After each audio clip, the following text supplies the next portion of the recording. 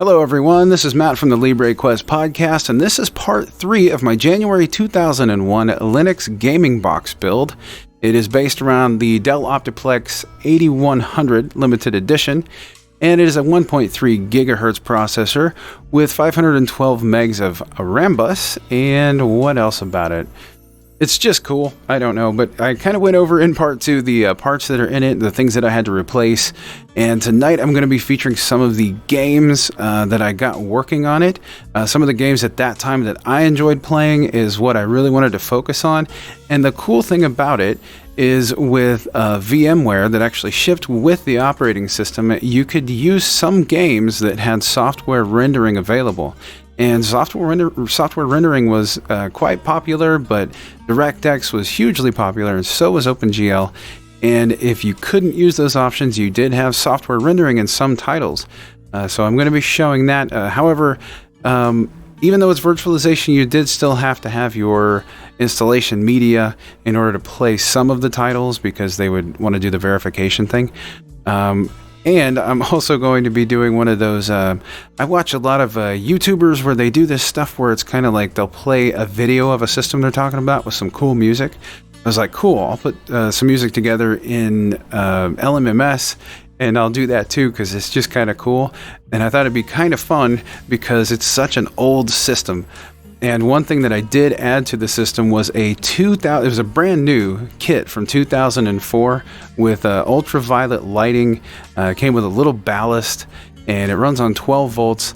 And then I replaced all the cables in the system with UV reactive cables so that it glows. And I thought that's just so cool because if I actually had the system in 2001, I probably would have kept it until 2004 and done something, cool like that, like the lighting upgrade. So anyway, without further ado, this is part 3, and here we go.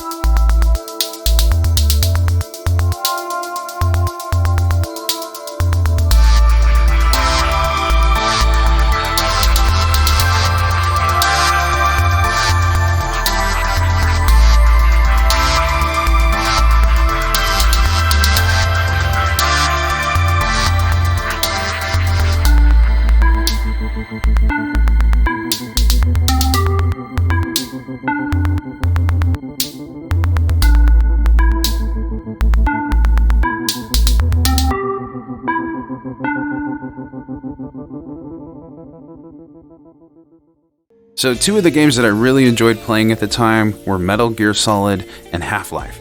And both of these did work in VMware because they are software rendered as an option. So it made the games actually usable.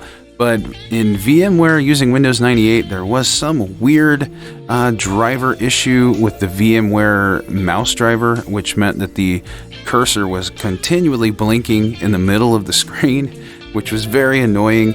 This wasn't an issue when virtualizing Windows 2000, but as far as 98 and older, it was actually an issue, and it was made the games pretty difficult to play. But it was still fun. I remember, I think in 2002, I did emulate on 98 and 2000, and the same issue existed in later versions of VMware as well.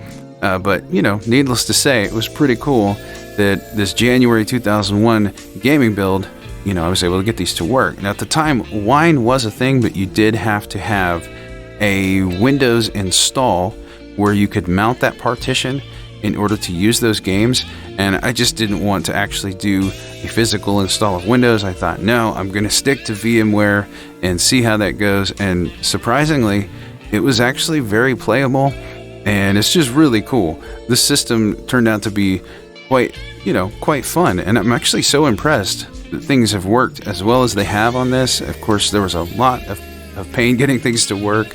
As far as the Loki games that I installed, I did install every single game that they released up to January of 2001. I tried Tribes 2, which they released in 2002, but it was no good at all. It was really bad. But as far as like the gameplay on the Loki games, they were so great. Very smooth frame rates, the colors and stuff, just incredible on a CRT. It was just really, really surprising, really fun, and it was kind of sad because I'm like, man, I wish I would have played these games then. I wish I would have known that I could have gotten a really cool graphics accelerator like that. But having this machine now, it's just really cool. It's nostalgic, but it's also new because I never really played these games. I didn't know it was a thing. And then, we had the issue between projects companies not sharing code with Wine and stuff. So there was a time period there where we kind of were lacking in OpenGL and DirectX and stuff. But with that said, Mandrake 7.2 did include some games by default. Tux Racer, which is kind of an essential, so that was included. And they also had BZ Flag and a whole bunch of others. So, it wasn't like there weren't games to play just out of the box. Penguin Command was one of my favorite, mostly because the music was really, really cool. But anyway, that is the end of this series, and thank you so much for watching.